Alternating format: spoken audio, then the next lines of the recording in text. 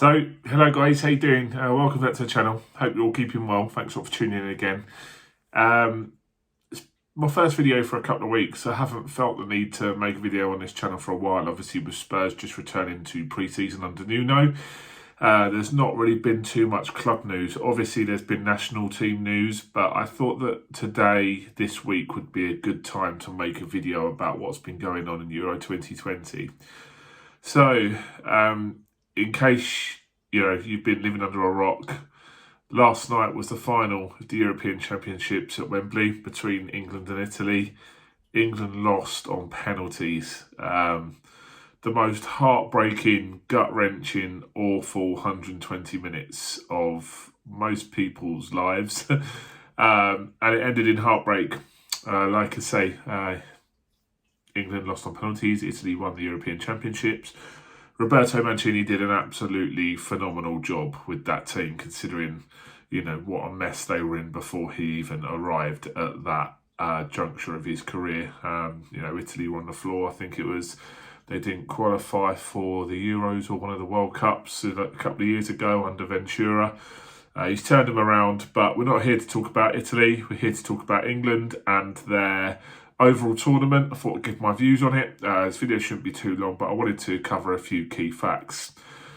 Obviously last night, we'll begin with last night. Don't really want to go into too much detail about it because it's heartbreaking. I'm sure, most people who watch this video will feel the same as me.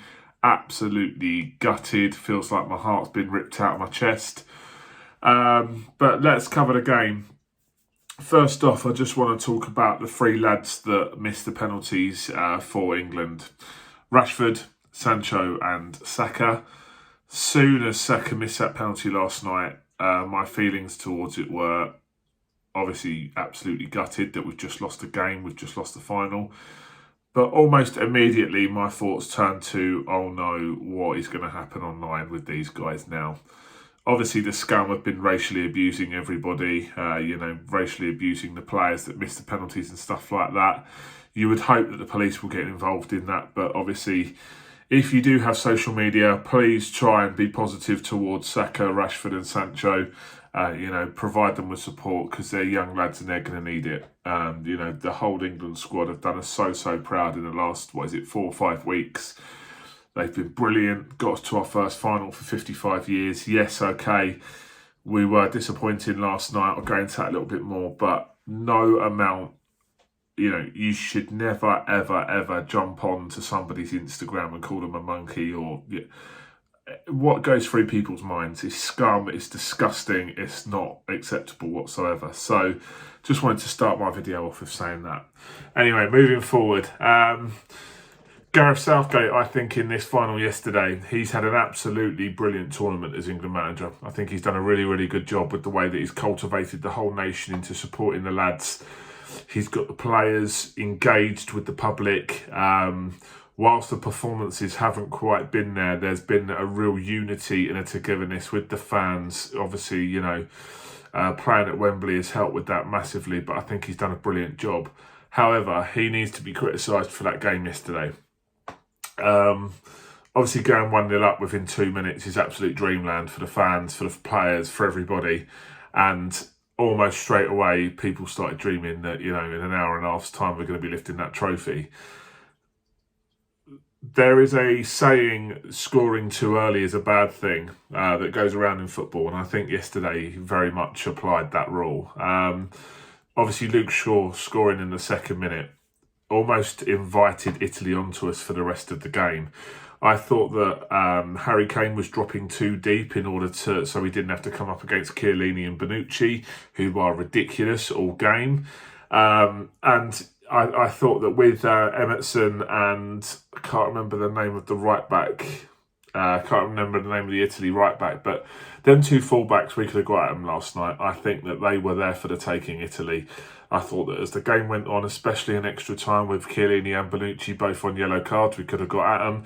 Southgate was very poor in his in-game management. He didn't bring on Grealish quick enough. He didn't, he didn't bring on pace to run at the aging centre halves when we could have. I thought he made some very poor decisions. So obviously, like I say, he's done a fantastic job to get us to that final. But there does need to be question marks over what happens with Southgate now. I think he'll probably get the World Cup in Qatar to do it again.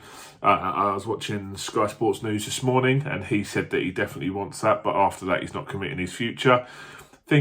I think that's probably the sensible thing to do. Give it one more crack at a tournament with Southgate just to see what happens now, because I think he's earned one more chance at a big tournament. But after that, we'll see what happens. I'm not really too sure where we go with that. Not many standout English candidates to take a job of that magnitude at the moment. So, but anyway, that's 2 years down the line. So yeah, the game yesterday, like I say, very, very disappointing for England. Obviously got off to a wonderful start, but Italy grew into the game, and you've got to say they were the better team. Smashed us possession, popped it around our midfield. The midfield was always going to be the key point yesterday. If we could get charge of that midfield, we would have won the game. But Verratti and Barella and Jorginho are absolutely world class at what they do. They're so, so good. Declan Rice and Calvin Phillips, I thought, actually had quite good games, and it could have been even worse for England had that. It could have been even worse for England had they not have got a little bit more control in that midfield. But like I say, the substitutions didn't really work. I don't know why Grealish didn't come on earlier. With the danger that he is at set pieces and taking players on and stuff like that. It was just very, very disappointing, wasn't it? Just wanted to have a look over the tournament in general. I thought a lot of players had excellent tournaments, to be fair. I've written a few down here. My star players of this tournament for England were Pickford, Maguire, Shaw, Phillips, Rice and Sterling. I think in particular Luke Shaw was absolutely fantastic. Harry Maguire at the back, as soon as he came into the team, we looked absolutely fantastic. Raheem Sterling made the tournament his own. He dragged us through that group stage with the crucial goals. He was brilliant against Denmark in the semi-final. He must have been absolutely gutted not to take a penalty last night. That goes back to the game again. I know I keep going back to it, but those penalty takers, to give Saka, a 19-year-old, who I don't even think he's taken a penalty for Arsenal. Why did he get given the 5th penalty in a European Championship final at Wembley? It was a ridiculous decision when, much more experienced players such as, Sterling, Grealish, Shaw, Stones, all could have taken a penalty, and he chose Saka as the 5th penalty taker. Anyway, going back to that, like I say, I think Sterling had a brilliant tournament. He's probably my player of the tournament. He was poor in the final, to be fair, but he dragged us to that final, and I thought he was fantastic. That's kind of my analysis on it, really. Obviously, very, very disappointing, but we can be so proud of these players. They did a brilliant, brilliant job to get us there. We did have the easy side of the draw, granted. Italy obviously who did they beat? Croatia, Spain and Belgium on the way to their final. So they were, they had the harder side of the draw. They were absolutely fantastic, Italy. Donnarumma is ridiculous in goal. The 2 centre-halves are legendary. Jorginho was incredible. Chiesa made himself one of the players of the tournament. They're just very, very impressive. And you've got to say Southgate was outmanaged by Mancini in his in-game management last night. Just got to hold your hands up and sometimes say, you were beaten by a better side. But, also spin that on your head and say, well, England took the champions and, took the better team 2 penalties. So a lot of people are saying that England, this England side in Qatar, we've got a real chance. I agree with that. I do think we have got a very good chance of winning the World Cup next year. But, you just need to have a look at, some of the other countries that will come back with a vengeance next year. Obviously, you've got Italy, who are the current European champions now. France aren't going to be as poor as they were in the Euros. Germany under Hansi Flick will be very, very dangerous with the players that they've got. Spain under Enrique, Pedri, and, those guys are going to come back again. Then also, you've got the South American boys who will come into it. Argentina, where Messi just won Copa America, they'll be very dangerous. Brazil with Neymar at a World Cup, always dangerous as well. So that's what's so upsetting. We were so close to winning a trophy, and now it feels like we've hit the restart button again, and we've got to do it all over again. The qualifying, the group stages, the knockouts, the tragedy of it all. It's just so perilously close to dreamland, and we just didn't quite get there. So let me know your thoughts on the tournament, guys, of last night. Should Southgate stay in a job? Who's your player of the tournament? Let me know.